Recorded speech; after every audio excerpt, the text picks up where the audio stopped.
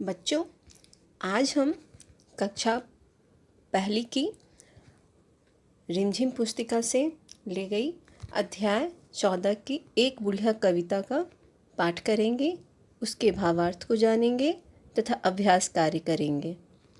तो चलिए कविता का पाठ करते हैं। बच्चों, यहाँ पर आपको एक चित्र दिख रहा है। यह चित्र किसकी है? एक बूढ़ी औरत की, जिसको एक बुढ़िया कविता में कहा गया है। एक बुढ़िया मतलब एक बूढ़ी औरत। सबसे पहले बच्चों, इस चित्र को ध्यान से देखिए। इस चित्र में आपको क्या क्या दिख रहे हैं? इस चित्र में मनुष्य हैं, पशु हैं, पक्षी हैं, पहाड़ है, घर है, पेड़ है, सूर्य है, चंद्रमा है। यह कहानी चित्र है जिसमें कहानी को दर्शाया जाता है। यह महाराष्ट्र के वर्ली शैली का कहानी चित्र है। यह शैली महाराष्ट्र की लोक कला शैली है।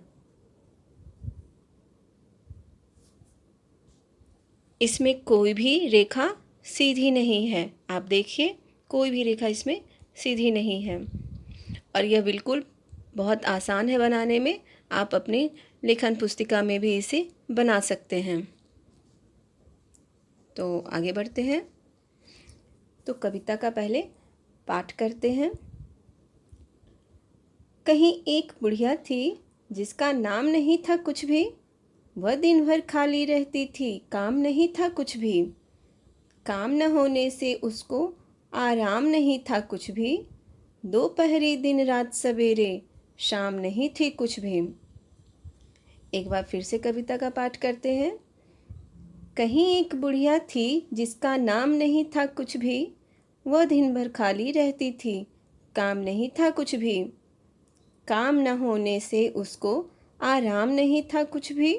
दोपहरी दिन रात सवेरे शाम नहीं थी कुछ भी। चलिए कविता का भावार्थ जानते हैं कि कविता में क्या कहा गया है। कविता में कवि ने एक ऐसी बुढ़िया का वर्णन किया है जो कि कुछ भी काम नहीं करती है और इसमें बिना नाम वाली बुढ़िया का वर्णन किया गया है। तो किसी जगह एक बुढ़िया रहती थी जिसका कोई नाम नहीं था और उसके पास कोई भी काम नहीं था। उसे करने के लिए कोई भी काम नहीं था। जैसे कि हम लोगों के पास में बहुत सारे काम होते हैं ना। आप सुबह उठते हैं, नहाते हैं, खाते हैं और विद्यालय आने के लिए तैयार होते हैं। फिर विद्यालय में पढ़ते हैं, खेलते हैं। तो उसके पास कोई भी काम नहीं था। वो यूं ही खाली बैठी रहती थी। वह दिन भर खाली रहती थी, काम नहीं था कुछ भी। और वह दिन भर ऐसे ही अपना समय बिताती थी बिना काम किए हुए ही, क्योंकि उसके पास तो कोई काम ही नहीं था। काम न होने से उसको आराम नहीं था कुछ भी। लेकिन काम नहीं रहने के कारण वह ऐसे ही दिन भर बैठी रहती थी और बैठे बैठे वह थक जाती थी। तो उसे आराम भी नहीं था और उसे लगता रहता था कि उसके पास कोई काम नहीं है, उसके करने के लिए कोई काम नहीं है।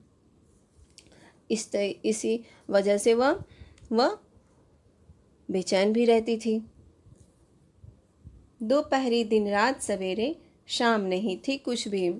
और काम नहीं रहने के कारण उसे न तो दोपहर का कि कब दोपहर हुआ, कब दिन हुआ, कब रात हुई, कब सवेरा हुआ, कब शाम हुई, इसका भी उसे कुछ पता नहीं चलता था।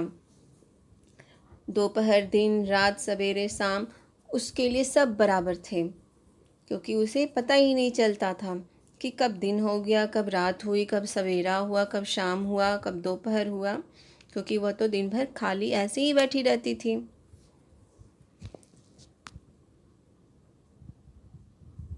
तो बच्चों, इस कविता में क्या कहा गया आपको पता चल गया ना? चलिए आगे देखते हैं। हाँ, इस कविता में काम के बारे में कहा गया है। तो घर के काम है जो आप अपने घर में देखते होंगे अपने मम्मी पापा को कि वे कुछ ना कुछ काम करते रहते हैं। जैसे इस चित्र में देखिए कि एक लड़की बर्तन धो रही है, वह काम कर रही है। यहाँ खाना बनाया जा रहा है जो कि एक काम है। घर की सफाई हो रही है, घर की सफाई करना भी एक काम है। झाड़ू लगाना, पोछा लगाना, कपड़े धोना एवं सुखाना, यह भी काम है। अब कुछ नए शब्द जिनको आप अपनी लेखन पुस्तिका में लिखकर अभ्यास करेंगे। बुढ़िया, खाली, कहीं, दिन, रात, शाम, सवेरे, दोपहर, आराम, काम।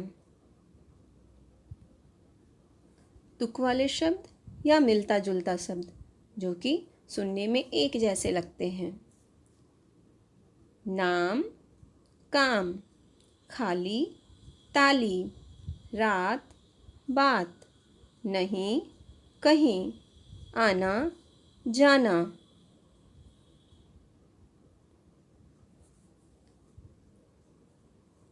अब आपकी हिंदी पुस्तिका की अभ्यास कार्य। नाम बताओ, काम बताओ। बिना नाम वाली बुढ़िया का कोई नाम रखो। आप इस बुढ़िया का कोई भी नाम दे सकते हैं।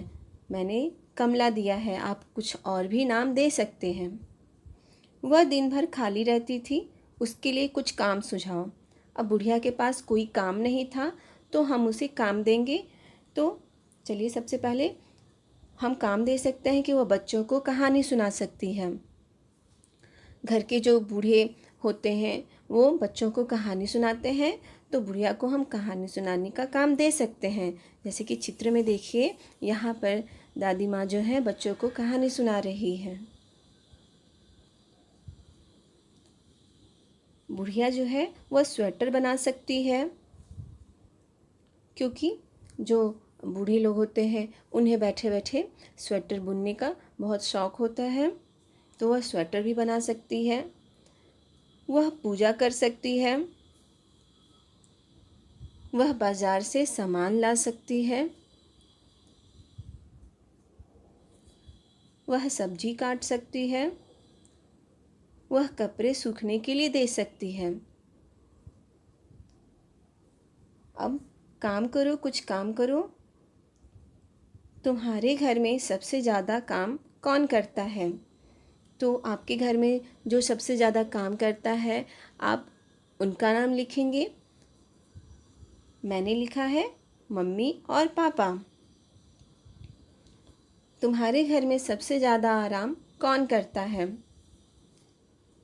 मैंने लिखा है दादाजी और दादी जी। चूँकि वे बूढ़े हैं तो वे ज़्यादा आराम करते हैं। तो बच्चों, आशा है कि यह पाठ आपको बिल्कुल समझ में आ गया होगा। तो धन्यवाद बच्चों।